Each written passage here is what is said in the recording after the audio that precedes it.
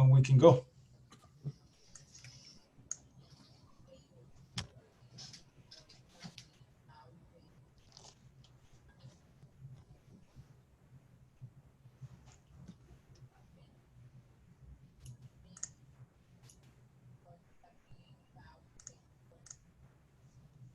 Okay, we are ready. Ron, you can start it.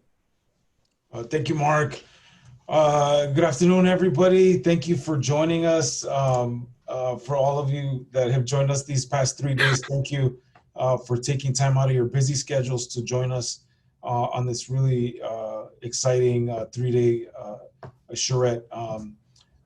Can't thank you enough in being part of this this collaborative process. Kaiser, I'll hand it off to you. Ron, thank you. Kaiser Rangwala, principal with Rangwala Associates, and with our team, we're facilitating the city's downtown specific plan update. And we've been working for the last 3 days virtually, but with the community. And excited to, this is not moving forward, Ron, sorry. Sorry? The screen is not moving forward.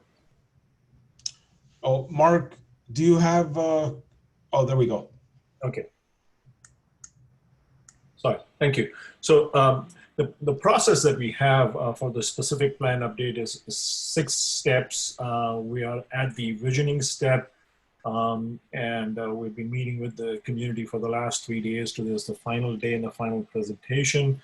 I want to just take a moment to remind ourselves of the journey that we have embarked on, because we've had close to now 8 public meetings on this topic.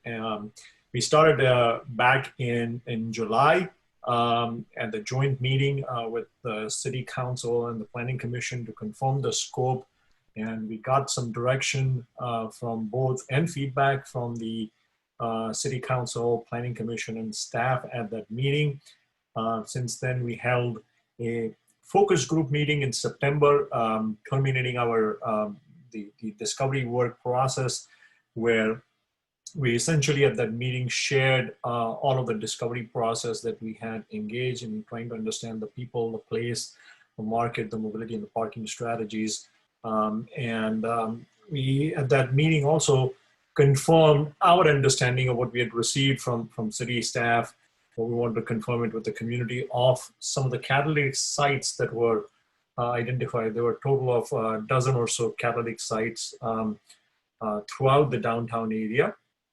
And we initiated discussions of some of the opportunities that were available downtown that we wanted to explore even further, and we got some direction feedback, and we took that and we came to the Charrette on Tuesday, and we started the Charrette with a noon presentation in the afternoon, where Michael presented the market assessment during the noon talk, and then in the evening we had a discussion about the public realm and the urban design strategy, the grid pattern, the existing network of streets, existing and some of the proposed opportunities for streets as well as open space. And we got feedback on that Tuesday evening. We took that feedback from the community and from the staff. And the next day, the noon talk began with Vinayak Bane talking about downtown, walkable downtowns, the elements of walkable downtown, particularly as they relate to streets and the ability of streets to make a place, and gave some examples that his firm has been involved in. And from the streets, we moved on to actual examples of buildings and how buildings can contribute to the fabric of the downtown. And then we also fleshed out some of the details pertaining to mobility and parking strategy. And then this morning, we had a presentation from Phyllis Davis and Tim Ernie from Kittleson on mobility and parking and the future of mobility and parking. And here we find ourselves this evening And we have a lot of information to present to you, and we'll get to it shortly. This is the 3-day charrette that we've gone through, just the one that I just described. We worked incrementally and iteratively to get your feedback and then react to that feedback and present you some additional refinements. And tonight we're going to present to you the master plan and the comprehensive strategy. Again, I want to remind everybody this is not the final work. We're still open, and we're still interested in gathering your comments and your feedback. So please don't feel that this is it. This is your last opportunity, or the things have already been crystallized. We are still very much interested in getting feedback and if necessary, making refinements. So this is the project area, what you see in the purple, and you've seen this, many of you have attended all the 3 days know. The purple area is the old specific, dark purple is the old specific area boundary buildings, and to that we have expanded the area to include some of the opportunities and to address some of the concerns that were expressed, and to also take advantage of some of the opportunities that have presented themselves since the last production of the specific plan. This is an aerial that we have talked about. It represents it represents very well the grid system that you have throughout Baldwin Park, but when it comes to downtown, over the years, that grid system has been eroded by combining some of the blocks into larger blocks. And many cases, those blocks are occupied by buildings that are placed further away from the street with parking in the front, which impacts the ability of people to walk in many instances. We also discuss a number of awesome destinations that you have within the downtown area. The rail station, the structure with the rail station, and the City Hall and the Arts Gallery, and the Historical Society building right next to City Hall, the park sites, Morgan Park, all of the amenities that are Morgan Park, and Ramona in itself, and all of the retail and dining opportunities that you have on Main. The key question then was, how do you knit together what you have lost over the years, the grid system, the connective tissue that can begin to weave together these assets, these destinations, and the journey can become as attractive as the destination itself, and opportunities to explore for not just weaving together existing spaces, but also new parks and open spaces. So with that, I want to pass it on to Vinay to walk us through the concept sketch and the illustrative plan. Can you please give me the ability to share my screen? Absolutely. You should have it.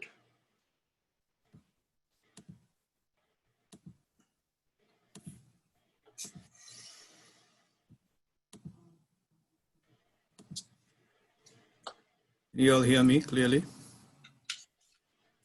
Can everyone hear me and see the screen? Yes. Okay. Thank you, Kaiser, and welcome everyone. Good to see you all again. And those of you that may be here for the first time, I will try to succinctly capture some of the concepts that we've already explained and elaborated over the last 2 days. But I will recap a few of them because I think they're pertinent to the discussion today as well. Just to remind us all, this is a vision for the downtown area whose existing condition is really framed by a series of single-family neighborhoods, which you see in this aerial at the edges. But as Kaiser just said, as it comes into the denser part of our downtown, it wouldn't be unfair to say that the pattern of urbanization and the choice of urbanization that has developed this downtown over the last few decades has prioritized the automobile over the pedestrian. And it's amply evident in this sort of automobile-dominated landscape. You can see in this frame what really dominates this aerial is really asphalt, cars, and buildings that don't really frame cogent open spaces. This is a choice we have. We now know over decades of having tested alternative planning strategies that making downtowns pedestrian friendly, verdant, green are not just sustainable strategies for health, but also economic strategies for our well-being as well. So what we have done over the last few days is really begun to first talk about the assets that you already have. And the greatest asset you have is the grid of streets. I said this yesterday. I will explain it briefly again today just to establish some continuity. What you see in this diagram, which was done on the second day of the charrette, is a network of existing streets, which you see in yellow, which could be enhanced in various ways. And we add to them a strategic introduction of new streets, which are shown in the red dotted lines, primarily here and here, primarily to break the large mega blocks that Kaiser was talking about. Note also that we're showing some dotted streets that in the distant future could happen as potential aspirational scenarios that may further break down your grid. The basic idea is to create an interconnected network that can distribute your traffic, that can prevent obvious choking points for traffic, but at the same time, the network is hierarchical. There are streets that will carry a vast number of cars. There are streets that will slow down cars on purpose. There are streets that will slow down cars significantly on purpose, particularly as they enter single-family neighborhoods, etc. But it is a strategy that begins to facilitate the seamless coexistence of the automobile, the pedestrian, and landscape. And just to demonstrate, which I have talked about before, but I just want to remind you, the promise of this kind of public improvement strategy, these are projects that our landscape architect, Dave Schneider, and Mullen Polyzoides have been engaged in neighboring cities, which are extremely consequential projects that begin to transform areas like this. This is Arrow Highway, a pretty significant arterial in Montclair, not too far from here. This is the existing condition, which is not unlike many of the streets you have, largely dominated by asphalt, very narrow sidewalks, a few trees, and you can, through landscape, really convert these streets into extended parks where traffic circulation can continue, but you can foster a park-like scape where pedestrians can walk and traffic can be slowed down. This is one of the strategies that we are pursuing along Ramona, for example. You can see Ramona is a street that has a robust median, as well as bulb outs with sidewalks that begin to create consistent rows of trees, trees in the sidewalk, trees in the bulb outs, trees in the median, to really create a park-like scape. So the moment you enter it from the east and the west, you know you're in a special place and people want to be there because it's shaded, it's visually beautiful, and it's an enduring place to be. Here is another one in Montclair itself, which also reminds you that different streets have different architectural character that can be achieved through landscape. So while your existing street may look the same to you because they're largely dominated by asphalt and cars, a street like this looks very different than a street like this because of the kinds of trees, the kind of planting, the kind of flowers. And all of these are conscious strategies to both initiate placemaking ideas as well as talk about creating enduring qualities for economic development that will follow on the scaffold of public space through streets and parks. So on the second day, based on your feedback and also a careful series of conversations with the city staff in terms of what are the important buildings to retain, what are the projects that are already in the pipeline, what are the entitlements that are already in process, we generated this drawing, which simply analyzes in brown color the buildings that are either not going to go away for the immediate future or buildings that are already in the entitlement process and they should be assumed to be built in the next few years. The yellow parcels were identified by the city as potential catalytic sites. Catalytic sites are sites that are potent places to contemplate the beginnings of transformation. It doesn't mean that they will happen tomorrow, 5 years, 10 years, or even 20 or 30 years, but they are places that are worthy of looking at from 2 or 3 perspectives. They are consequential enough that transforming them has a butterfly effect on transforming the entire downtown. So these are important sites, either by their location or their size. The second thing is, depending on who the players are, how, by what means we can negotiate with private entities, the exact sequence of how this development happens will be determined in time. what I'm essentially saying is while the public realm is a predictable set of projects that can be created over the next 10 years because the streets are owned by the city and maintained by the city, how the private development will happen in the downtown is really unpredictable and has to be negotiated and improvised on a case-by-case basis. That said, this diagram gives us a very clear picture on the promise of the various areas that can be now touched through responsible infill and architecture to really create cogent places in themselves, which may not happen at once, but you can create identifiable places in different parts of the downtown that can over time build something that is much bigger. And what exactly does this mean? So here's what it really means. For instance, without any preconceived sequence, you could have the area around City Hall thought of as a place in itself. I mean, imagine a project over the next 2 or 3 years or 4 or 5 years or whenever it happens that actually takes, enhances City Hall. This project is already being entitled, it's going to come soon. So imagine that being built. There's a project here that's already proposed. So imagine that project is built. And all of a sudden, you can take a site like this and build a new project, which is why it is shown in dark. It's a new project. All the other buildings are largely existing here. And imagine a landscape project that begins to enhance, create a beautiful park or plaza in front of City Hall while keeping the bus route along Pacific Avenue absolutely intact. So the traffic flow is not disrupted, but now you've begun to create a very cogent place. Note also that there is a city-owned parking lot here. We know from our parking studies that there is surplus parking. There is no deficit of parking near downtown. There are plenty of parking spaces. So it's possible that even in the initial phases of this project, a space like this could become an outdoor eating amenity that you could take and really become a gateway to come into the new civic plaza of your downtown. The reason this is an interesting project is also locational. Your station is actually right here. So it's conceivable that when you get down from the station, you can actually arrive into the heart of your project through a very beautiful street. The point is, by taking and concentrating your attention and development on public realm improvements and leveraging the fact that there are already buildings that are going to be designed here, you can begin to create a place, a real place in your downtown that is compact, identifiable, surrounded by beautiful buildings, and creates what we call a there in the initial phases. I'm not saying this project will happen over the next 3 or 4 years, but it's just one trigger to talk about how the transformation might happen. Another one could simply be private development and infill along the east side.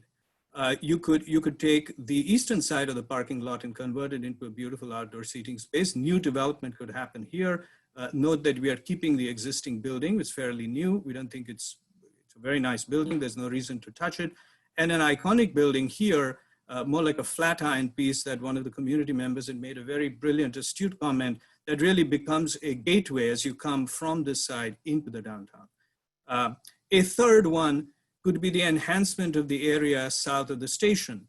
Note that Downing currently is south of the parking lot that is straddling your station and Downing. And we feel that the parking lot is really not a great site in a number of ways. While it does give you the opportunity of providing commuter parking, dimensionally, it's neither good for construction.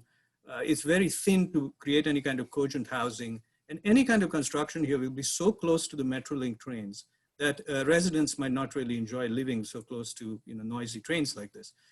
One of the ideas we therefore are talking about here is the possibility of creating a land swap situation where you take Downing and well, first of all, you create a plaza where you get down from the train. The moment you arrive from the train, instead of landing in what is a parking lot right now, you arrive in a very beautifully designed plaza, which is then fronted by Downing, which is pushed right against the tracks. It is buffered by a beautiful streetscape, so it becomes a visual buffer and a noise buffer from the trains, and take all that land and give it to the existing single-family blocks, which then begins to create parcels for new development. The advantage of this, of course, is when you get down from the station now, you have a beautiful face of new development that looks directly towards the plaza and creates a statement, an announcement that here is Baldwin Park, the new Baldwin Park, evolving into a new area and a transit-oriented district. Another one could simply be, not unlike the projects we just showed you 3 slides ago, the fantastic transformation of Ramona Boulevard. I showed you some slides about this. Now imagine what this could mean for 8 blocks along the length of Ramona, all the way from La Rica to Bogart, and even further if we wish to do it. There are a number of important gestures to mention here. You already have a pretty robust infrastructure along Ramona. You have a median that's quite well landscaped. We really see no need to disturb it. Breaking curbs is very expensive in a street. So what we're simply doing here is keeping the existing curbs on both sides, keeping the median, talking about a robust planting strategy. And then the 34 feet space, which exists between your median and the curbs, will have 2 travel lanes, which is specifically around 11 feet of a travel lane, 13 foot of a bus lane, and then a parallel parking on the street, and the bicycle lane is going to be accompanied by the sidewalks. So instead of having the bicycle lane with moving vehicles in the asphalt, we propose putting the bicycle lane in the sidewalk area so that it's under shaded trees instead of being in the hot sun and right next to the pedestrians, which is a much safer place for bicyclists to be anyway. So it's a strategy that retains the existing dimensions of your street, doesn't transform it too much, and then uses the sidewalk conditions on the side over time to create a pedestrian-friendly environment. Note also that all of the major intersections, in this case 4 of them, are actually highlighted as crossings. This is a very important gesture. It can be done in a number of ways, which we can detail as this project goes on. But it is a way of uniting and easing the connections on both sides. Right now, Ramona is a very difficult street to cross, but through these kind of gestures, by enhancing the medians, your crossing distance becomes both less and safer, and therefore unifies the north side and the south side of Ramona. And the last thing to mention here is this important crossing, which is essentially an extension of the Paseo, that is the street that currently leads you to the parking structure, which we are converting into a vehicular as well as pedestrian Paseo, which then connects you very strategically as a signalized crossing in the middle of this block and takes you into a new development to the north. The fourth one could be simply infill in the northern portions of Ramona. This is a spectacular piece of land for a number of reasons. It's large enough to take significant development that can generate great livability and a lot of revenue for you. It is directly facing Ramona, makes a significant face to Ramona, which is itself a wonderful thing because it helps to define the street.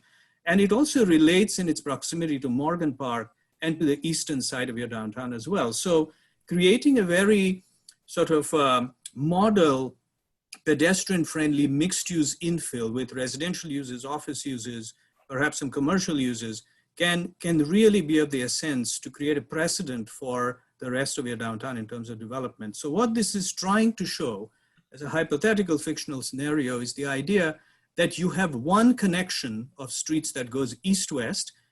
The street to the north of Morgan Park is actually extended. So this is really a wonderful thing for the bicycles to even go through here. And so there's a requirement of connecting the east-west side of this through one street, the north side of this through one street. And as you traverse from the train into the park across Ramona, the first thing you see is a beautiful park. So you're trying to create a string of open spaces from here to there, to there, to there, combined with the streets that creates a continuous verdant landscape. And note then also the diversity of building types. There are building types that are parked in parking lots in the middle of the block. That's definitely possible. There are parking types that are parked with podiums that are raised from the ground and the building sits on top of it, so you never see the podium from the street. There are townhouses that diminish the massing and scale towards single family homes. There are Main Street buildings. I will show you all this in the slides that follow that face Ramona and make a street face. There are infill parcels here and there, all of which could make for robust development that make a continuous and a diverse street face to the north side of Ramona. Another one could be that you simply infill the blocks to the west of Pacific. Note that there are a few existing buildings that we think are very worthy. It's a beautiful brick building here. This is the new Starbucks that's being proposed. So we are cognizant of the buildings that need to be kept. But note again, building types that define the face of Ramona, courtyard housing on top of podiums here, and finally bungalow courts, because there are single family homes right here. You do not put the same kind of buildings that face Ramona onto this side. So there are bungalow courts that break the scale of the building and respond to the single family home with being compatible on both sides. Another one could simply be new development along the edges of your downtown. Between La Rica and Baldwin Park, there is a pretty significant site here. Over time, whenever it wants to do so, it could be reurbanized as 3 blocks. It is adjacent to single family houses. It's a very privileged site because it faces Morgan Park. You can see that all the townhouses that we are showing here directly face Morgan Park. The townhouses here face an internal street, and the larger buildings here face Ramona directly, and so also here as well.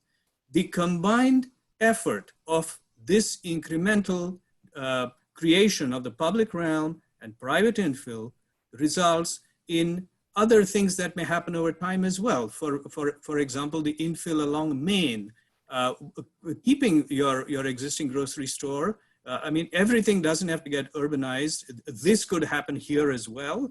This is not the only way to do this. The store that is here could remain, and you could just have edge buildings. So there are many ways. We're just demonstrating the various ways in which development could take place. But there's one consistent idea, that you're trying to define the street face, and you're trying to take advantage of the public realm and the interface of the public and private realm to create pedestrian-friendly activity. And the result of all this, however hypothetical it may be, is a vision for your entire downtown. So this is the combined effect of what a fictional long-term scenario could mean. Is this going to happen? We don't know. How long it is going to take? We don't know. But what it does for your city staff and your city administration, it gives them a guiding report, a guidebook, a blueprint to now begin to dialogue and take important decisions that are not ad hoc, but relatively predictable about the larger visions of where open spaces should be created, where density should be introduced, what intentions we have for blocks, streets, pedestrian-friendly ideas, and what this might mean.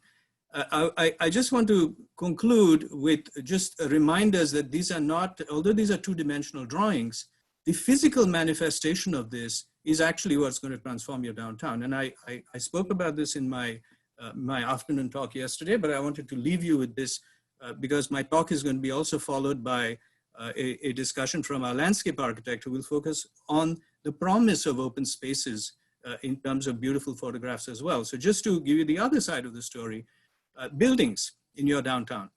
You could have buildings of this nature which are facing single family fabrics, for example. Note that these are multifamily buildings, but they could face single family homes on other sides of the street because the kind of frontages they create are completely conducive to porches and other elements. So when you come out of your single family home, you don't feel like it's a monstrosity and a blank wall building sitting in front of you. It's the scale of a house front. So that's one kind of building that could happen here. There's another kind of building that could happen, particularly as new infill development happens in the edges or in the northern part of Ramona, particularly around the new neighborhood park. This is a 3-story building. It's a long 3-story building. This building is about 150 feet long, but it doesn't look 150 feet long because it is broken into smaller buildings. The building is one, but the way it is treated gives it the impression that it's many buildings. So how we code and where we code and why we code, as Kaiser will talk about today, can result in predictable building forms and architectural character, such as the ones we are talking about here. You can have buildings of this nature where 150 to 180 foot long buildings are totally okay. A building like this could be happily sitting facing Ramona, for example. Imagine a fantastic Ramona streetscape with verdant trees and beautiful buildings that are made of robust materials that have retail or commercial uses on the ground floor, lofts or townhouses on the upper floor, and of various styles and of various types that make a continuous street face and complete the street wall of Ramona. You could have buildings like this that are residential in character that could be 3 and 4 stories. This is a building that is largely 3 stories, but also goes up 4 stories. So this is a 3.5 story building where certain portions of 3 stories goes up, which is also possible. So it is possible that 3- and 4-story buildings could be done in a form that are pedestrian friendly as well. And finally, 4- and 5-story buildings in certain locations that again do not create intrusive obtrusions in your downtown. This is a building that, for example, is 5 stories, right? Oopsie, I'm sorry. What did I do? There you go.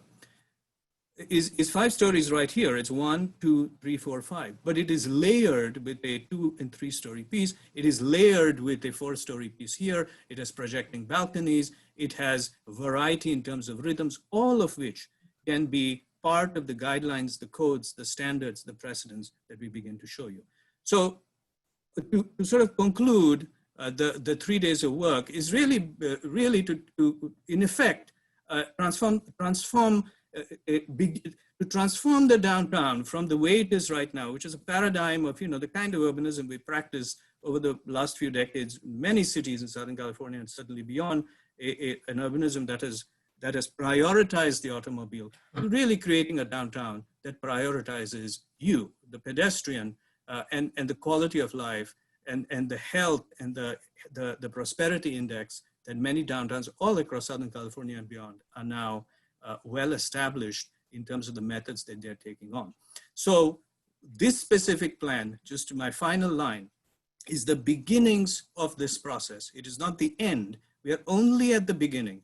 It is a blueprint for all of us to collectively continue to deliberate about it and start to think about what the decisions are that we will collectively make that will begin the transformation from the bottom slide to the one you see on the top. And I'll pass it on now to Dave Schneider, our landscape architect, to talk about open space.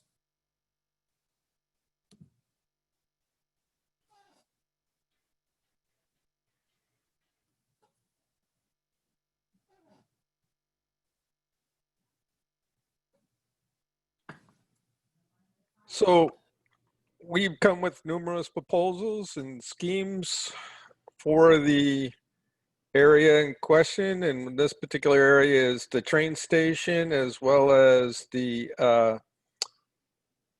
Ramona Avenue, including the Civic Center. And we took one block and decided to detail a little bit more and start to show what it would look like.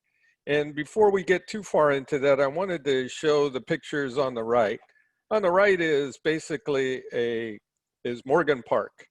And it's a different type of park typology, landscape typology, and the fact that it's more of a pastoral park, what we would call, and it's based on the pasture lands of the past. It's long and sweeping.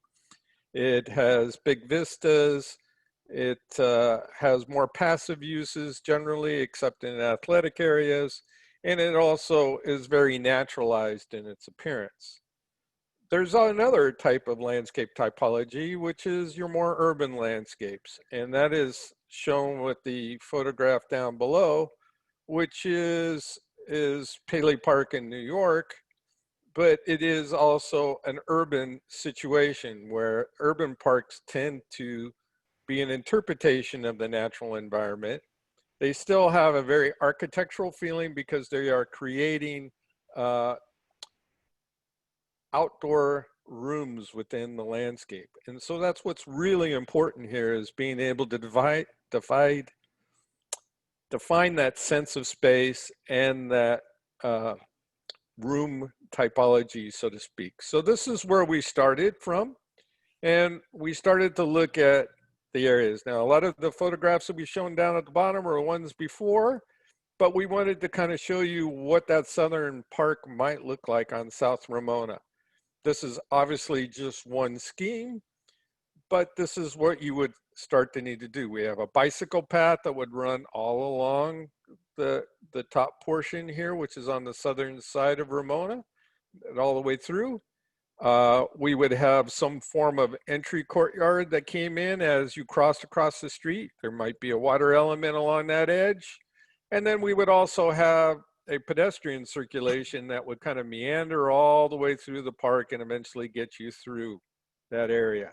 And then the other important elements is we may have on-street parking along these particular edges. So we need to have penetrations across this park that allows people to move along and get to all the storefronts along this edge. And then you're also going to want to have a nice promenade along all the storefronts, because you're going to want people to come up to that edge. People are attracted to edges and they're going to want to be able to move through there.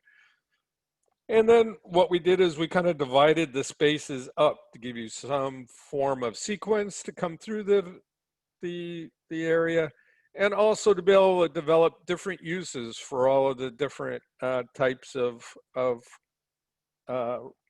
uses, buildings that might be along here. There may be a series of restaurants, retail, various other things that we can work on along that particular edge. So again, this is a little bit more. Maybe there's lighting elements that happen along this particular area, shade structures that go along these particular locations. The water feature you mentioned that might go in this particular location. And there may be even additional sidewalk cafes that could come along and move in along those particular areas. So this is just a whetting of the appetite as to what this street and what this area could be. It could be lots of different things. It could be lots of different spaces. This is just a beginning. And then we started to look at the Paseo, which takes us basically from the train station all the way across and up into the southern park there. I hate to call it South Park, but we will just call it the Southern Park for now.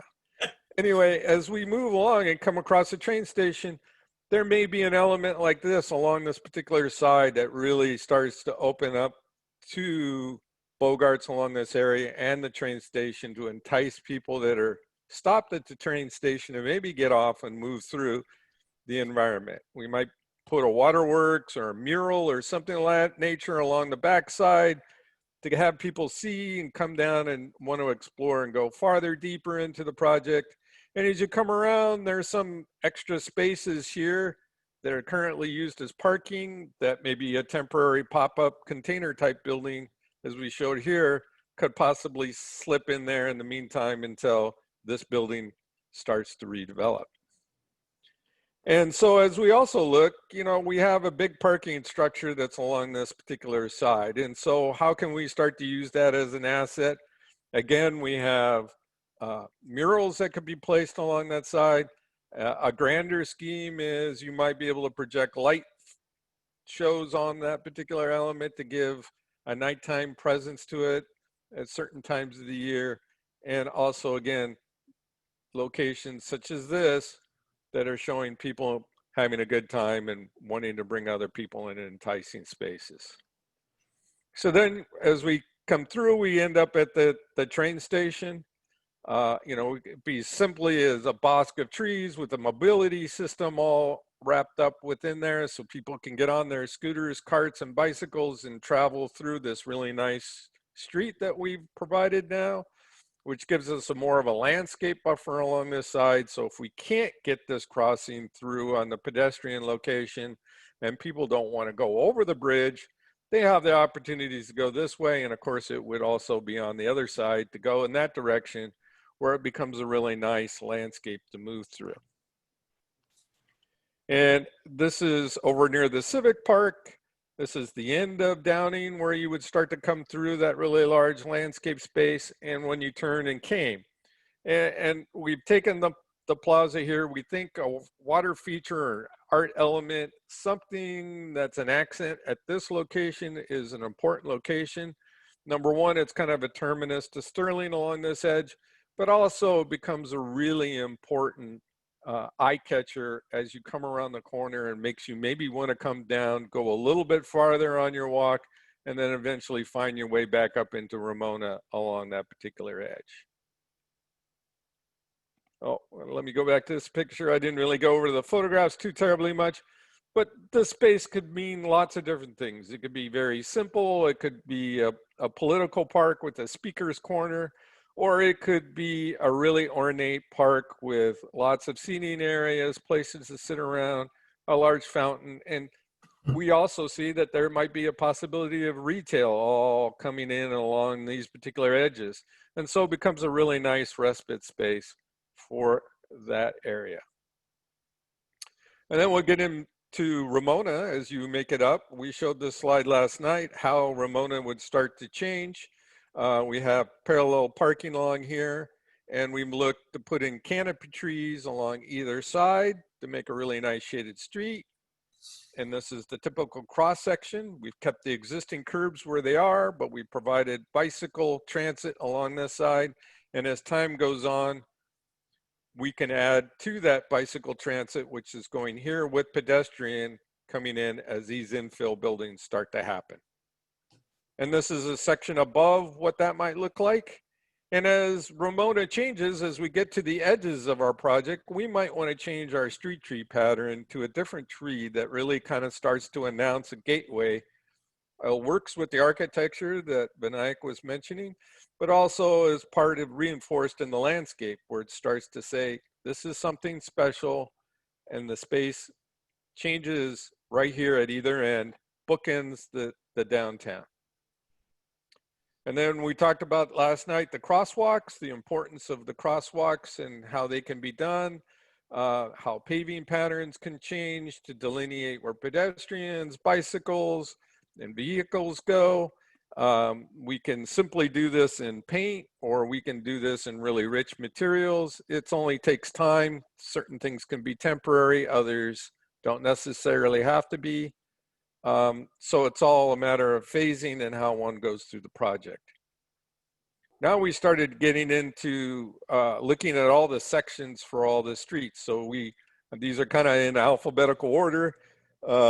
We looked at Baldwin Park, and as it is today, it's a fairly wide street with 31 feet of travel lanes and a striped median down the middle. And the proposal is to change that and add 10 feet of a bicycle lane, of which 7 feet is a travel and 3 feet is protected by paint along either side. And it starts to add, narrow the street in that respect of having the bicycle lanes, and also gives another form of mode of transportation to this particular street.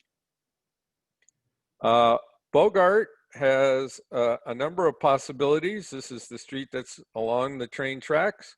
In its current situation, we have parking on either side and 26 feet of travel lanes. The parking probably in this particular area isn't needed since we have a really large underutilized parking structure that's already adjacent to it. So how could we start to change Bogart's into another area? And so one of them is to turn them into bicycle lanes on either side and have that as a possibility. Or another possibility might be to widen the landscape edge along the train tracks to give you a little bit more of a landscape buffer, a little bit more of a layered landscape, narrow the street, have parallel parking, and bicycles, the street is narrow enough, the traffic volume is low enough that it might be a sharo so that bicycles might feel comfortable riding with traffic along that particular edge. We would introduce additional trees along this side, again, to add shade along that particular northern edge of Bogart's. And then Downing, the existing Downing right now is you come out of the parking lot, it's a 40 feet of street, and you only have like a 4-foot sidewalk. Then there's a big parking lot and a little landscape edge along that particular side. And so how could this start to change? Well, we're going to be moving possibly Bogart. So we have an opportunity to really increase the landscaping along this particular edge. We could increase it along the overall edge, provide us a 7-foot walkway, because if we don't get the transportation people to accept a crossing at the on-grade crossing at the train station, you're going to have large groups of people wanting to come down this walkway. So you're not going to want to go with a standard 5-foot walkway. You're going to want to have something that's a little bit wider, a little bit more gracious, so that groups can move along this particular edge. Again, we would have parking along the side, being able to locate trees in a triangular pattern so that we always have shade. And then we would have these palm trees on either side that do two things. They give a colonnade to the people that are in the train station. You almost kind of a fluttering through the windows as you kind of come through. and then get that kind of effect. And also it becomes a skyline element that can be seen from long distances, allows people to know where the beginning of your downtown is in that respect. And then we go to Main Street. This is north of Ramona. Your current condition today of Maine is fairly wide streets, 4-laners and 2-ways. And on the western edge, we have parallel parking going on. You have a palm tree and a small tree that are in very narrow landscapes along those particular edges. And what we've looked at doing is introducing parking along that side, also adding a bike lane, 8 feet, which has a 3-foot painted striping for protection along either side. And also we've introduced these trees along either side, so you could get maybe larger trees to give you the shade that you might want to be able to get people moving through the area. And then we have Maine, which is south. This is the Maine and Pacific. In essence, I don't show any street trees here because there aren't any existing at this point in time. So we were looking at trying to add that. It's a fairly wide street with a striped median, fairly narrow sidewalks, and in certain areas it pinches down to even narrower sidewalks. And so the proposal again here is a lot like what's happening the future of North Maine. We've just taken it, brought it down to Maine and Pacific. Again, adding parking on either side, bicycle lanes, one lane of traffic in either direction, and then a turn lane within the center. So as we move through, we showed this slide last night of all the different types of street trees systems, and I won't get into it too much, but the entry accent trees that I showed in the Ramona photograph sections are could happen here and along in this particular area. Again, shade canopies along this side, the tall palms maybe that come through and move through, and it starts to tie this whole area together. And as we also discussed last night, landscape forms are important to us. I won't go into great detail, but these are wonderful for shade opportunities. These are wonderful for retail possibilities because their base form allows for viewing of signage. And obviously these are different forms of character from these type of trees that would work great as accents for entries into the various different downtown on Ramona. So with that, I will pass this back on to Tim, our mobility person, and give up my share to you. All right, thank you.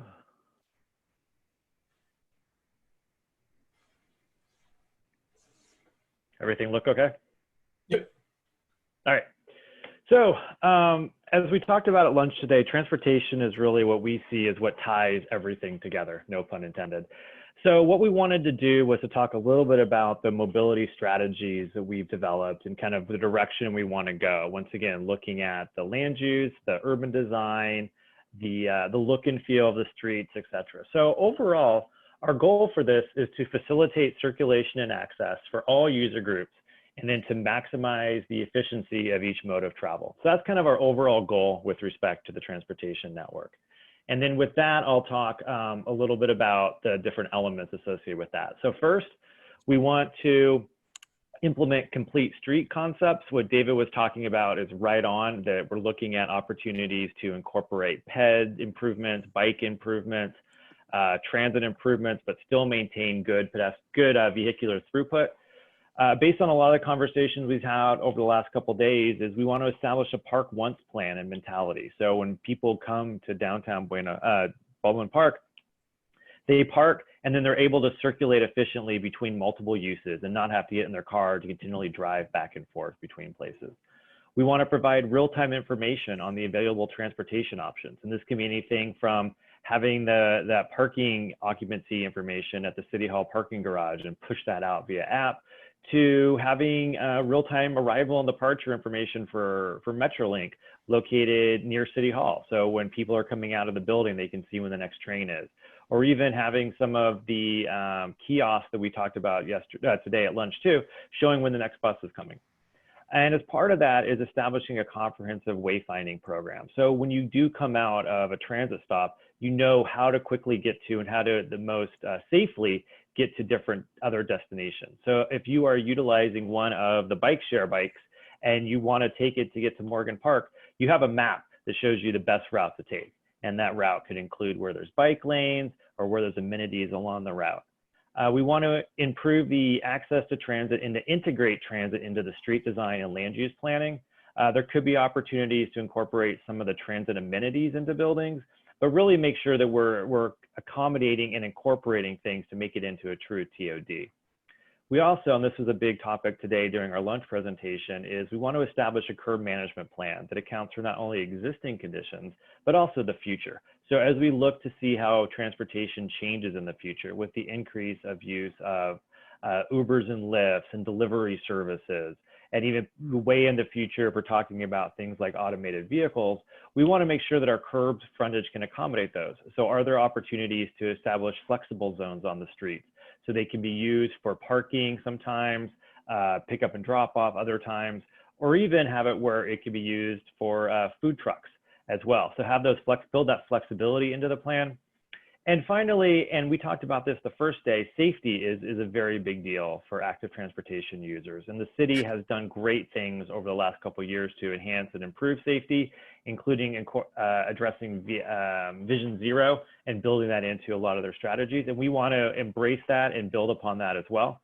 So we want to make sure that we're safely looking at PEDs and bikes and identifying ways to get them to improve visibility, reduce potential for conflicts, and make this a very safe area for people to travel. So that's kind of our overall comprehensive mobility strategy. When we're looking at the roadway network, we wanted to talk about like how do we incorporate these various roadway concepts into the network. And this once again builds off our talk at lunch and also some of the great work that David and Vinayak have done. So when we talk about complete streets though, every street doesn't have to provide full amenities for every mode. What we really want to do is we want to reduce the barriers for travel. So if somebody does choose to bike or walk on a road, they don't feel like it's a burden. They don't feel like they're negatively infecting somebody else, or they don't feel like it's unsafe. So we talked about identifying a certain street typologies and then building in a comprehensive plan that's context sensitive for those. And so, for example, we could look at Baldwin Park Boulevard and Ramona Boulevard as our multimodal thoroughfares. And these are streets that are primarily focused on moving people and goods. So that could be vehicles, private vehicles, it could be transit vehicles, or it could be trucks and goods movement. So we want to, those would be the ones where we want to focus that level of activity. And then our multimodal main street would be Pacific and Main. And that would be one where we could have a nice central artery that incorporates pedestrian improvements and in particular bicyclist improvements. And then our other streets are what we're considering to be more neighborhood streets. And these are ones that have that look and feel of a neighborhood, right? Of frontages, of buildings, stoops, businesses are fronting right out to it. It's a place, if you're driving, you don't feel like you should be driving fast because of all the activity around you. That people should feel safe walking and biking because speeds are lower. It's much more of a calmer environment. And those are the kind of streets you want to have that kind of bisect all these different blocks. And then finally, paseos. And this is, you know, the street concept that could be either all pedestrians or could be a shared street between cars and vehicles, but one that's really slow. And that's not an objective is to be a major thoroughfare, but one that maybe provides like a back of house access. And these are locations that we would want to use to help bridge the gap for pedestrians and for bicyclists, to provide them new connections that they wouldn't have before. So when we're looking at comprehensive mobility and complete streets, this is the context that we're going to be looking at. Next, we also wanted to look at how do we improve travel for all modes of transportation, in particular for transit and for walking and for biking. So we want to facilitate walking and biking between the Metrolink station and the nearby destinations. And we really want to do this through improved sidewalks and bike lanes. So as we talked about earlier, we want to have our streets being able to accommodate and to embrace these different modes of travel. We want to build in the transit hubs and the transit stations into the roadway network to make them a place where people can quickly get on transit vehicles, but also feel safe waiting for a train, or waiting for a bus. Give them opportunities to connect on Wi-Fi, to see wayfinding, to dispose of trash, to wait in the shade, those type of things, to make it more of an amenity, not something that you don't want on your street. We also want to look at how can we better integrate the various transit modes.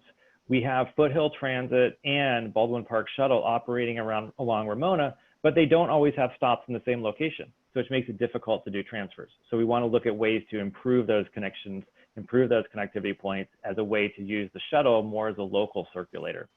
And then finally, we talked about mobility hubs. And these are areas where you can easily change modes and there's the amenities associated with them. And we saw some great graphics today at lunchtime that illustrated what are some of those things can look like. Those transit shelters in Hollywood that have Wi-Fi charging stations, that have shade, that have signage that lets you know where the nearest destinations are, that has real-time arrival and departure information, that has abilities for have bike share and scooter share spaces or car share spaces, right? And look to establish these at key locations currently around the city and locations in the future that may be activated by new land use patterns. And use those as a way to kind of bridge those gaps between modes and have those become kind of central transportation hubs. And then finally, we also wanted to show you some pictures associated with this. And these are also images that we showed earlier today, but really let you see kind of what that vision could be when you start looking at these mobility hubs and different transit options, right? Have quickly and easily available places to park your bike and to park your scooter that are outside the main travel way. Have designated zones for pickup and drop-offs for Ubers and Lyfts because they do have separate transportation needs and other sources. Have convenient bike repair stations. So people, if they are biking and they get a flat tire, they need to make an adjustment, they have the tools and ability to do that. Have ability for microtransit, where you can quickly circulate on-demand services to get you between destinations without having to drive. And have safe and secure bike parking as well. So all these type of things, all these amenities will really help to kind of tie together the transportation network within the city. And then finally, and one probably most importantly that we heard earlier, is parking. Parking is definitely a hot button issue, and it has been for a lot of cities in similar situations. So our goal for our parking strategy is to increase the efficiency of parking and improve the utilization and to minimize the total amount of parking area. So this will include things such as redeveloping public parking lots for active spaces and new land uses. We've talked about how can you use these facilities to potentially do new buildings, to do little parklets, to have areas for food trucks, to activate that land so the public land can be used for great public purposes. We want to establish a shared parking program to increase the utilization of those spaces that are remaining. So once again, if you have parking that's designated for an office use, why can't that parking be used for restaurants or movie theaters at night or residential at night? So you're maximizing that usage of that parking space. We also want to establish a framework for a comprehensive parking management plan. And this could include such things as shuttles to get between bigger parking areas and smaller areas, a valet service, once again, so you can utilize some of that parking on the fringe. Smart parking and getting parking data so we can dial in what the number should be so the city can get that information to be able to provide real-time information on parking availability, and also to improve the safety and security of parking. So if people do park on the street or in the parking lots overnight because they don't have it in their residential buildings, that they'll feel comfortable doing that. And then finally, we want to evaluate options for things such as parking in lieu fees or changes to the parking code requirements to help kind of right-size the parking with respect to new residential and commercial developments. We want to make sure that they're providing the right number of spaces, but also being able to take advantage of any surplus of public spaces. So those are kind of the parking strategies that we're going to be incorporating as part of this plan as well. So overall, that's kind of where we've come up with the mobility plan. There's been some fantastic input and a lot of synergy between the various disciplines. And we think that this plan, the mobility plan and the parking plan, will be what kind of ties the whole area together. And with that, I will turn it back over to Kaiser. Michael? Or Michael. Yep, thank you. Okay,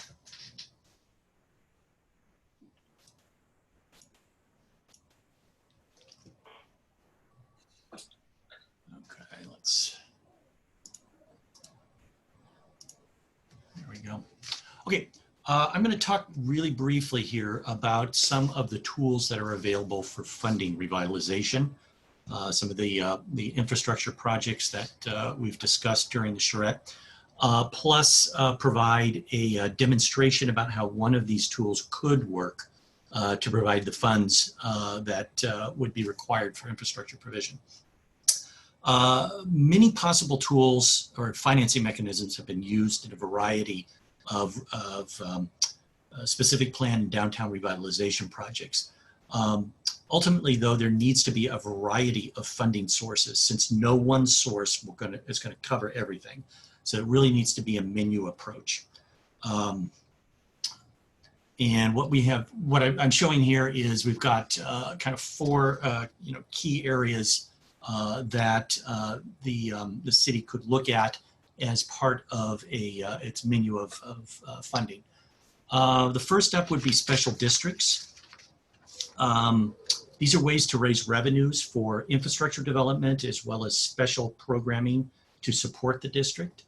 I want to kind of focus here on two of them. The first being the Enhanced Infrastructure Financing District, known as the EIFD. These can fund infrastructure improvements in a variety of downtown equipment, including streets, lighting, signage, water, sewer, and utility improvements, landscaping, benches, bike racks. I'm going to go into a little bit more detail on the EIFD in a few other slides. So I want to just kind of focus on one of the other key areas, which is more of the software aspect of the district. BIDs, or business improvement districts, and then there is an additional program called the PBID, or the property owner improvement district. These are districts that are composed of they're like a benefit assessment district. They are within a geographically defined area. They consist of business and property owners who agree to assess themselves in order to fund programs toward a common goal. And that common goal could be things like downtown marketing and promotion, public realm maintenance activities, the funding of organizing special events in the downtown, private security patrols, which a lot of downtown areas do fund. And a lot of times what these, the funding mechanism for this is there's usually a surcharge on business license taxes, for the property owners in the district. Additionally, the city can avail themselves of grants and special state and federal programs. These are ways to raise revenues to assist startup businesses, as well as for property improvement and retrofitting. This can include things like facade improvement programs, energy retrofitting, utility upgrades. And I just want to point out that one of the newer programs is called the New Market Tax Credits program, and it is focused on providing funding for building renovation, primarily building renovation and purchase of facilities in low mod communities. And the two of the four census tracts that the downtown area consists of do qualify, and that's primarily the areas north of Ramona for that type of funding. Some of the other things like SBA grants work to assist small startup businesses that might be going, which would tie in with the idea of the business incubator in the downtown. The economic development admin grants are also construction and rehab oriented, and can also provide in certain circumstances for infrastructure and utility upgrades. The other major areas are things called exactions and agreements.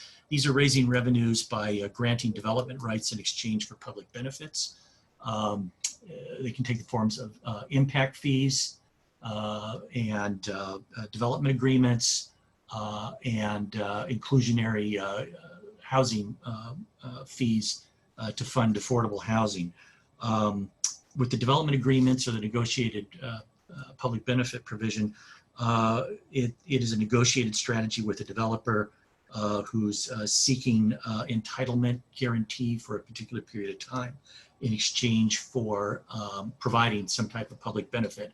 And a public benefit could be a public space like a plaza. It could be street networking improvements. It could be public art, this sort of thing. And then finally, kind of the other key area that the city could look at is public-private partnerships. There's a variety of things that are possible. I kind of just focused here on one, which park development is starting to see more public-private interest in certain areas. And two ways that that could happen here are local banks do have CRA obligations to fund low-mod community improvements and developments, as well as healthcare organizations such as Kaiser, the Kaiser organization that you have in town, often are looking to sponsor healthy community activity. And so there are possibilities either with capital programs or maintenance programs to do some public-private partnerships there. Okay, I want to drill down on probably the key tool that is available to the city to fund larger scale infrastructure, the more costly things. This is the Enhanced Infrastructure Financing District. This essentially replaces the old redevelopment state policy that we had. And essentially it retains the best tool that redevelopment had, which is the tax increment financing. It can, you can use these EFIDs in a way very much like redevelopment to fund construction, business expansion, physical improvements, seismic retrofits, building rehabilitation, street improvements, etc. You can also put together partnerships with these with other taxing entities, such as the county. And TIF can also reimburse developers for financing infrastructure needed to support their project. Let's go through here. Here's briefly how tax increment works. Essentially, you start with a base of the assessed value in the area. So that would be the assessed value as of today or the day that you implement the EIFD district. Then any new value resulting from private investment or increases to existing property values are then pledged to fund improvements. Unlike the old redevelopment, cities can only use their share of the property tax rather than, previously they were able to make use of county and in some cases, other taxing entities. Now the EIFD is regulated really just to the use of the city's property tax portion.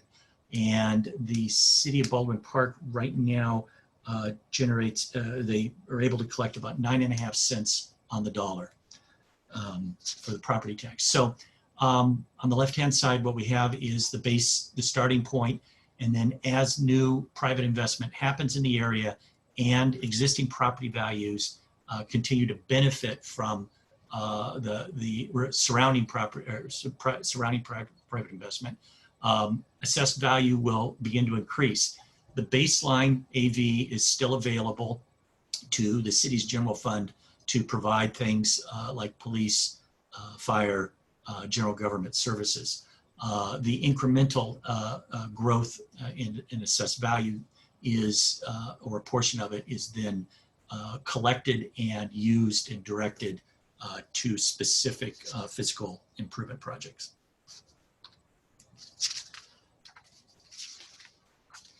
So basically, EIFD districts have a 45-year lifespan. They are overseen by a public financing authority, which is established at the time that the district is established. Also, there needs to be an infrastructure financing plan when this is done. So all infrastructure that is going to be utilized in this needs to be identified. No public vote is necessarily required to create the district. However, if the city wants to use some of these revenues for bonding, 55% of landowner or registered voters need to approve that. Important to note, no school district increment is allowed. The city can partner with other taxing entities such as the county if the county is inclined, but school district funds are put in a lockbox. And then probably the most important thing to note here is tax increment financing does not increase property taxes. What can they fund? Essentially, these are geared toward physical improvements and infrastructure financing, affordable housing, mixed use. They can fund transit priority projects, infrastructure, parks and open space, and even childcare facilities. The partnering, you can basically, with a TIF, you can layer financing along with the property tax increment. So you can add things such as grants. You can pledge a portion of the city's vehicle licensing fee, property tax backfill. You can use development agreement and impact fees, user fees, any kind of special district fee, et cetera, to essentially increase the amount of revenues that go into the tax increment fund. Now, what we did was, sorry for the dog, we did set up a hypothetical just to see how this might work with the development plan that we've kind of discussed all along here during the charrette. Want to just note this is a demonstration. It is not necessarily a projection of reality, but it is looking at the district as it would be built out over time, over a 20-year time period, and making some initial stabs at what type of revenue might be possible to be raised using this method. For this, we're assuming close to 1,400 residential units and about 110,000 additional square feet of commercial space. Now, some of that might be replacing existing commercial and retail space, but we're assuming roughly about 100,000 addition.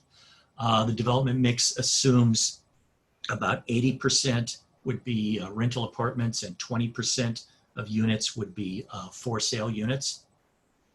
The for sale units are assumed to be market rate, and the apartments are assumed to be a mix of market rate and affordable.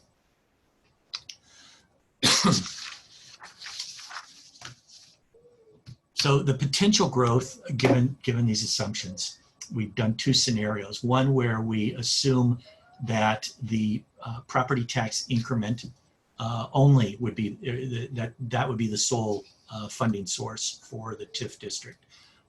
We're assuming that the city would pledge up to 75% of the tax increment and then retain the other 25% for regular property tax funding in the general fund.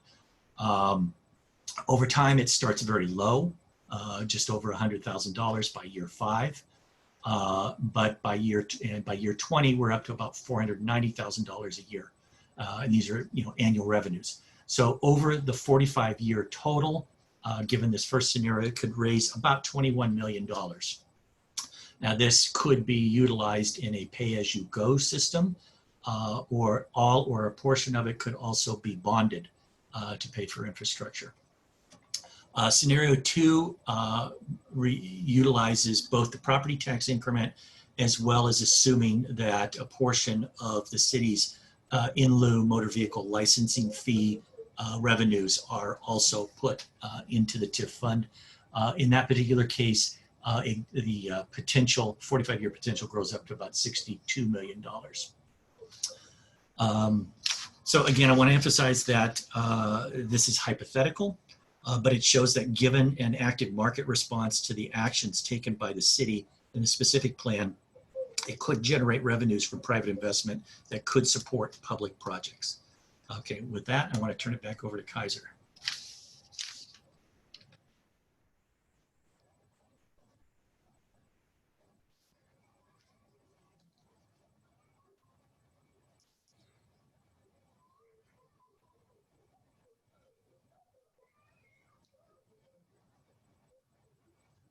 Um,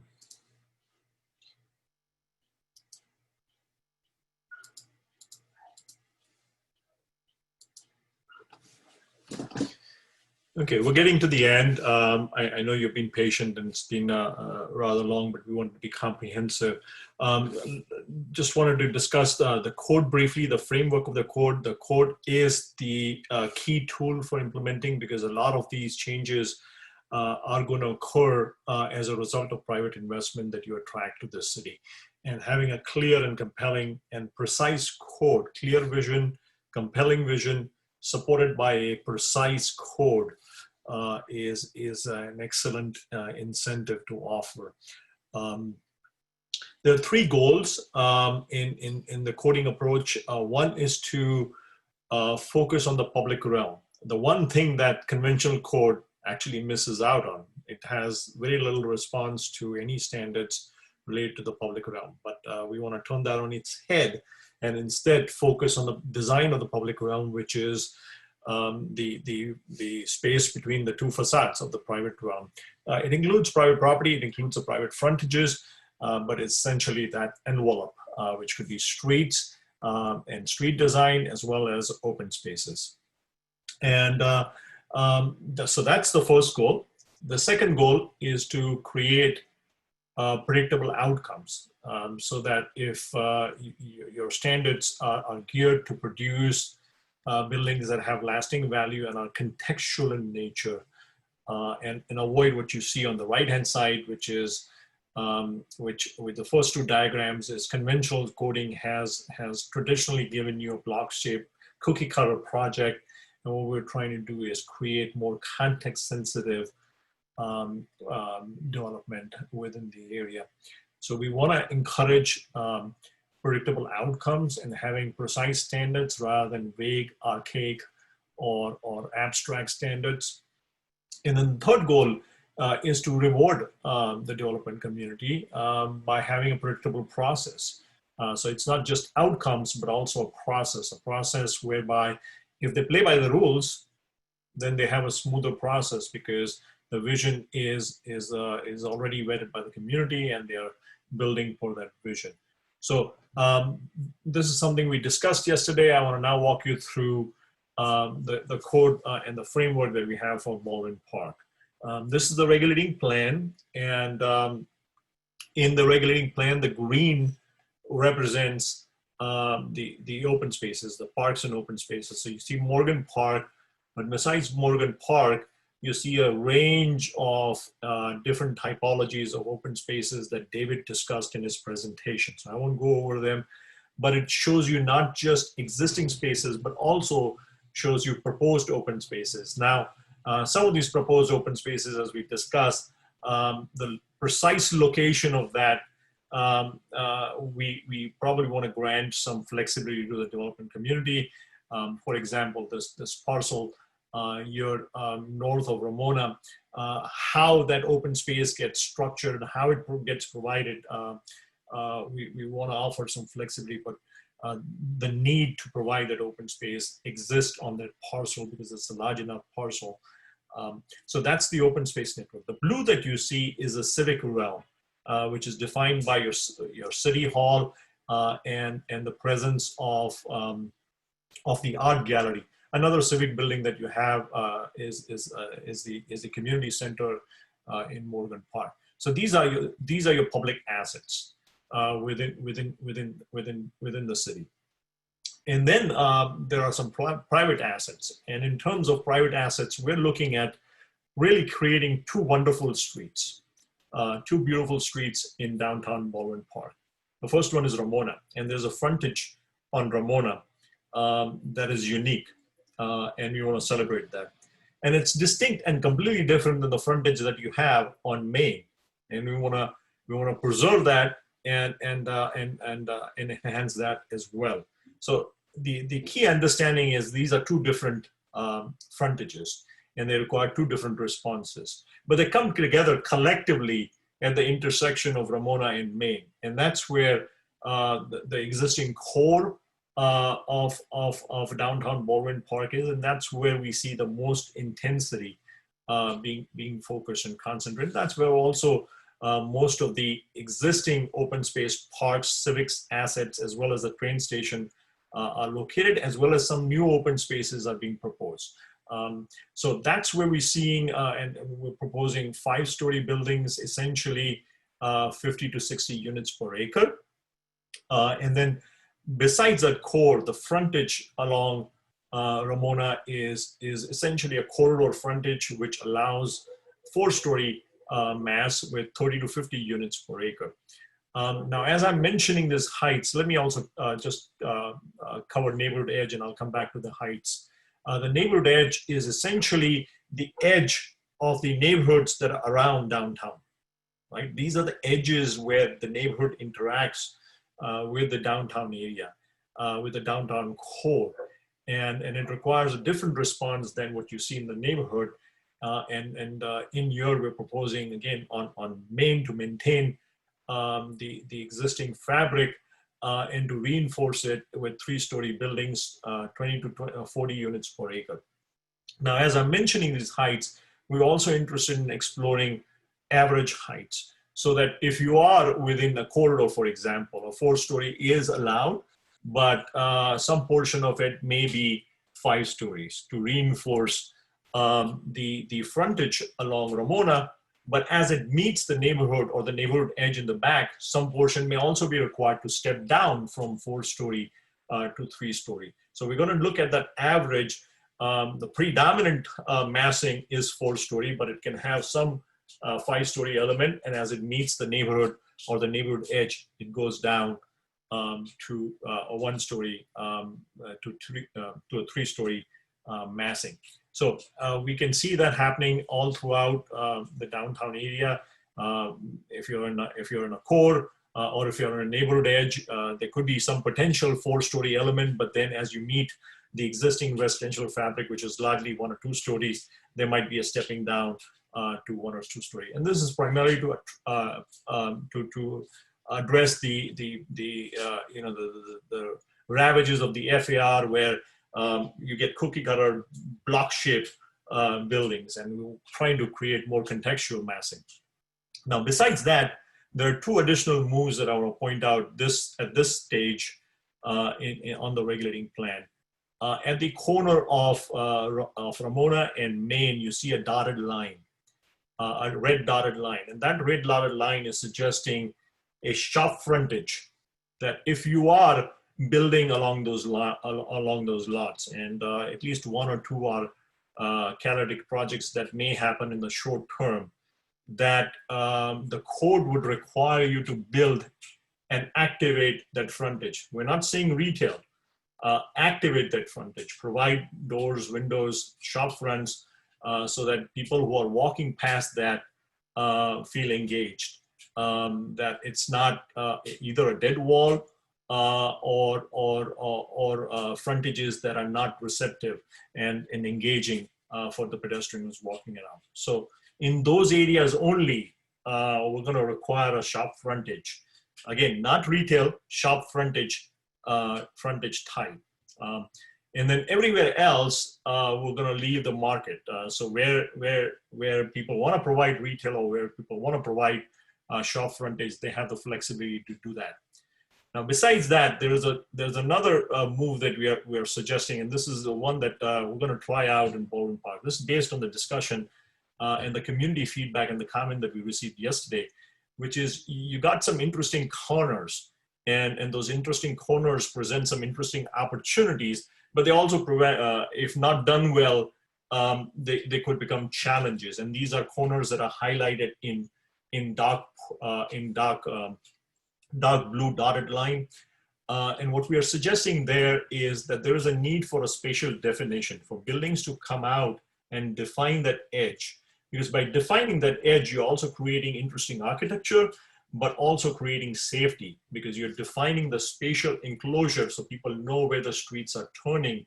In the absence of that, if you just have parking areas, you're really confused where the street is and where the parking area begins. And that happens in the bow tie parcel right across from the city also. That's the next place that we are suggesting that there be some spatial definition of buildings along that line. And what we mean by that is essentially bring the building to the edge and define that interesting corner that you have so that it creates spatial definition in that area. And the third corner is, again, at Pacific, as it opens out back into Ramona. That there again, you have an interesting configuration that could be spatially defined. So that's essentially the regulating plan. And then based on this, we also want to address something that rarely gets addressed in conventional code, and that's subdivision. How do you take a large tract of land, and you have at least 3 or 4 in this area, in the downtown area, because as we are talking about super blocks and breaking up the super blocks, there is no clue or no direction in your conventional codes and existing codes about how do you do that? How do you go from the image to the left, which is a block, to the image to the right, which is an articulated environment of block, street, and open space. And essentially when you have the absence of that, when you have the absence of that direction of how do you go from left to right, by introducing streets, alleys, dividing the lots, and then providing the appropriate building types for appropriate context, you essentially get the bottom right of the diagram, which is people are extruding the block and trying to decorate that block, and you get cookie cutter projects. And what we're trying to do is avoid that type of architecture, and in essence, encourage building types that are more context-based. Each of these zoning districts that I shared on the map will have development standards, and you're a couple of those development standards: the 3-story building for the neighborhood edge, and the 4-story building for the corridor. In there, we will suggest where the buildings need to line up, or where your setback lines are, and where your parking needs to be. So, for example, the hatch pattern that you see is where you can locate your parking. Your parking cannot come any further than that because we want the building's edge to define the street.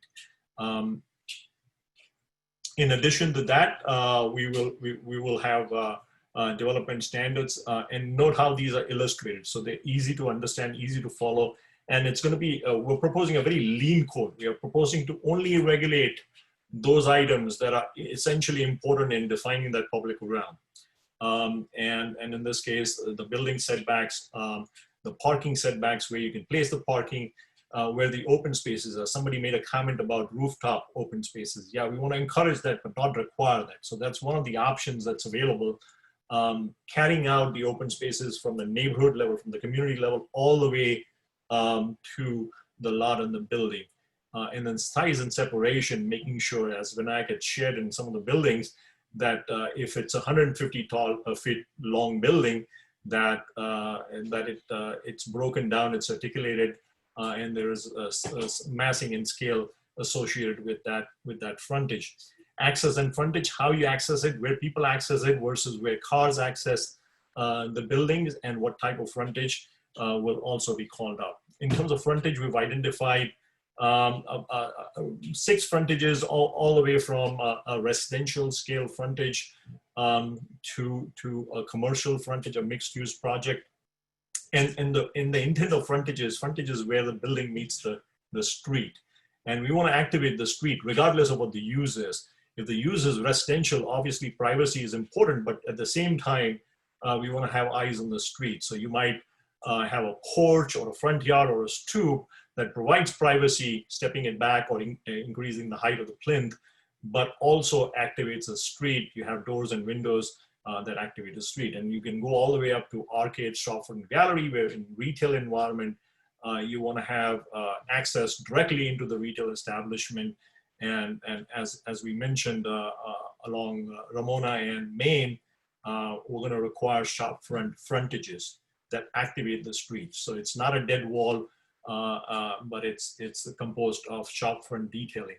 And all of these standards, all of these types will have standards associated with them, and we'll call that out in the code. Signs is an important component of the architecture, and it's appropriate to the environment. It's going to be different in downtown than what you would see along other portions of your town. And we're going to call that out all the way from wall signs to signs that may be provided and integrated within the building's mass, or as a monument or on the roof of the building. So I think that is the end, Ron, of our presentation. We really appreciate the patience as you allowed us to walk through what I hope is a comprehensive presentation that walks you through our plan, to the vision, to the policy framework, and then implementation, both in terms of code as well as how do you get this stuff done over a short-term and long-term period. Thank you, Kaiser, Michael, Tim, Vinayak, consultant team for that thorough summary of these past 3 days, this 3-day charrette. Before I give my comments, I want to open it up to those that are in attendance for any comments, questions. Please raise your hand if you'd like to speak so we can unmute you. Or feel free to submit in the chat or the Q&A. Looks like we have Stephen Edwards. Please feel free to provide your comments. Sorry. Hello, can you guys hear me? Yes. Awesome. Well, thanks for including developers and other stakeholders in the city in on this. It's been really, really great to watch and see what Kaiser and the rest of the team have to share. One comment that I did pick up towards the end and think of is I noticed when mentioning densities and heights in the downtown area that there were minimums. And I think that, you know, one thing that I can share as a developer is that the minimum densities, you know, for us are usually more harm than good. So I would suggest a maximum density rate, but setting a minimum is usually difficult and can cause more harm than good in some circumstances. So that's one thing I did want to share, and can cause a burden upon the developers at some points. Can I, and maybe this is, maybe I wasn't clear in my presentation, Stephen, but we're not proposing minimum density or minimum. Okay. Our thresholds are maximum density and maximum heights. Fantastic. I was just going off what I had seen on the screen where it was saying 50 to 60 or 40 to 50 type densities. I just wanted to get that clarification and share some feedback. Yeah. Actually, Stephen, the issue of density in itself is problematic in many ways, as we know, and you know this as a developer, because density is incumbent on the size of the unit you use. So, yes. So in many of the codes we've done, and certainly we should discuss this at a future stage, using density can be extremely dangerous, because when you put a number, on what are you basing that, right? 1 bedrooms or 2 bedrooms, or, you know. So there are very sophisticated codes where density is completely removed, just as FAR is completely removed. And it's only the setbacks, the height envelope, and the basic open space and coverage of the project that determines, and you're completely free to put as many units as you want of any size within that envelope. Fantastic. Fantastic. I would just to add to what Vinayak said, and he's absolutely right. The codes we write tend not to include the word density, but we do need to put it in the back end because at the environmental documentation level, density is a parameter that people use to measure impacts. And without that, it becomes very difficult to measure impacts. So you are not likely to see the density numbers. There are existing density numbers in the code, but that's a discussion we're going to have with the city. And if you can avoid it, we will avoid it, but only use it for environmental documentation to assess impacts. Fantastic. Thank you for that. Thank you, Kaiser. Thank you, Stephen. Oops. Again, if you'd like to share any comments, raise your hand, or feel free to submit in the chat box or the Q&A.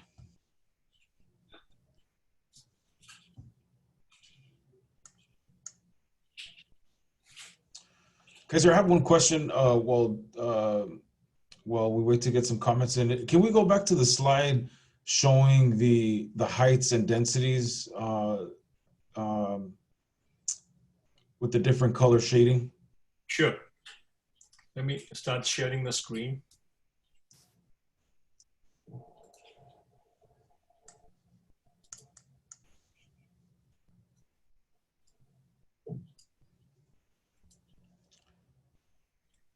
So as we, my question to this, so as we, I guess the neighborhood edge, as you know, we have a project that's coming in,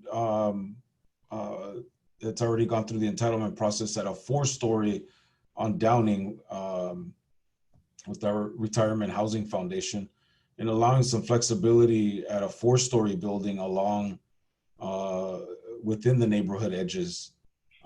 Just want to hear your thoughts on that.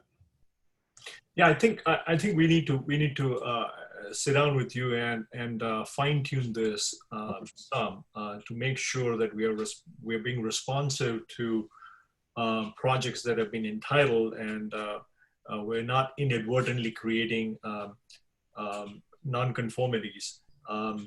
But as I mentioned before, our goal with the discussion on height, one of the parameters that we want to introduce is average heights.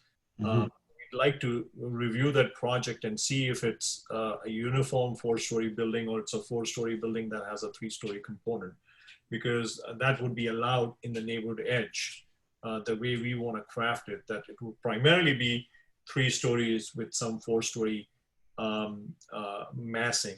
But I think where you're pointing out the project to be, you got a context that is across the station. You got at least 2 corners of that site that are already dedicated for corridor.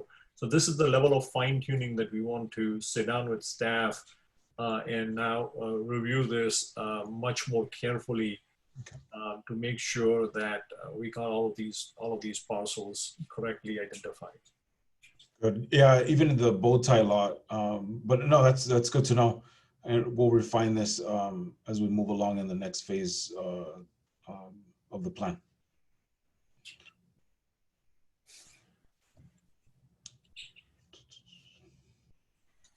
Let's see. Anyone else want to submit any questions?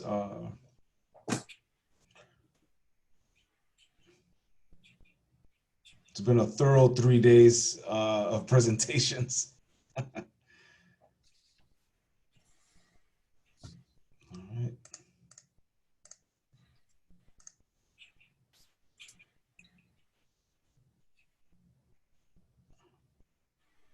So I guess I'll go ahead and give my overall take on the 3 days of the presentation. Tim, I want to use the term that you indicated in your presentation is what the team has proposed for the city is in comparison to the existing plan that we have is this is a true TOD plan. And we're not talking about the movement of vehicles, but we're talking a balance of the movement of people, that priority, and versus the movement of cars. But I think this lays out the foundation and vision for what the city looks forward to. Kaiser, the street types, the building types, frontages, the grain of the streets with landscaping. As we look forward and plan for growth within the city, all this encompasses everything that provides for the pedestrian within the downtown, that creates a healthy, vibrant downtown for those future residents to reside within the downtown. And finally, the toolbox for financing, for making this become real.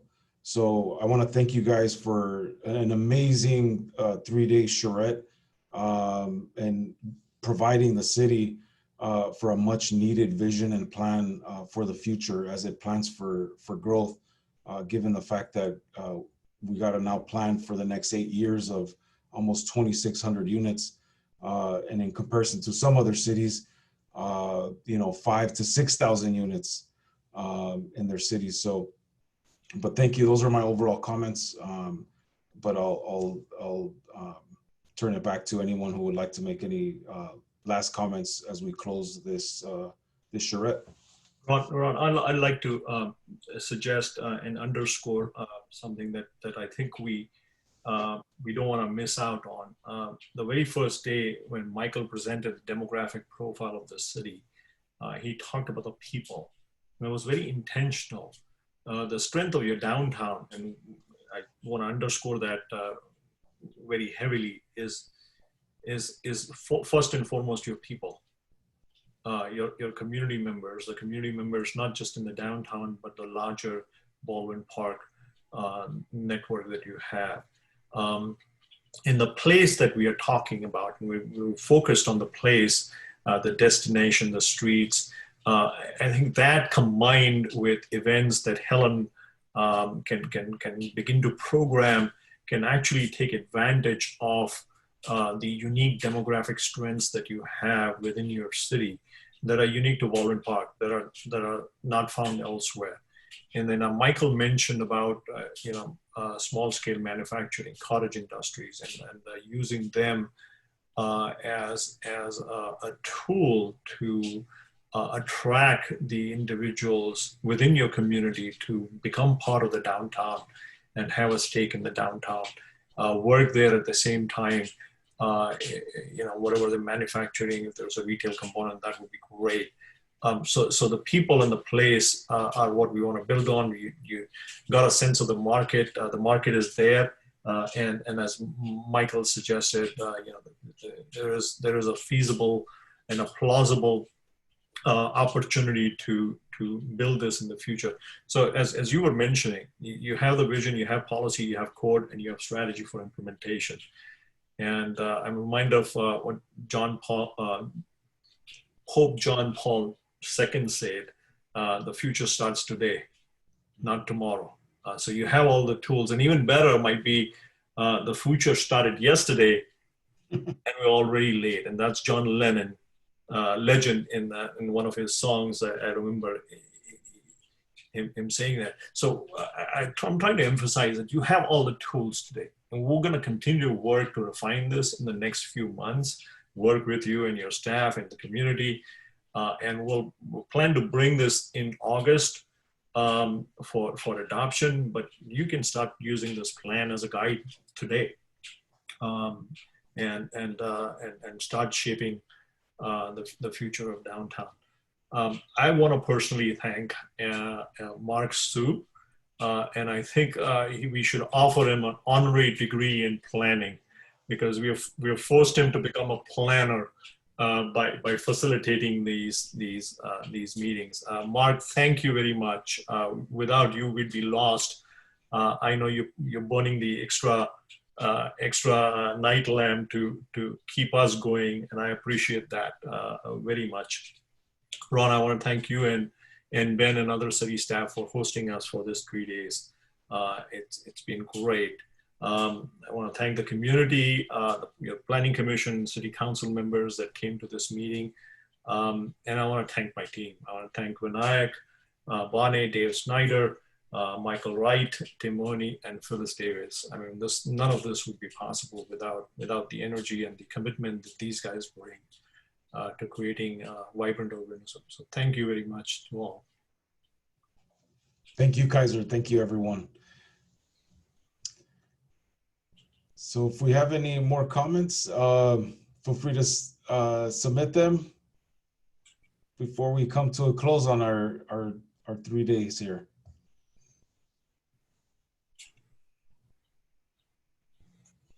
All right. Seeing none. Well, thank you. Kaiser will be consultant team. We'll be in touch and look forward to the next phase in this plan. Thank you, everybody. Thank you, Ron. Good night. Good night. Thank you, everyone. Good night. Yes, guys.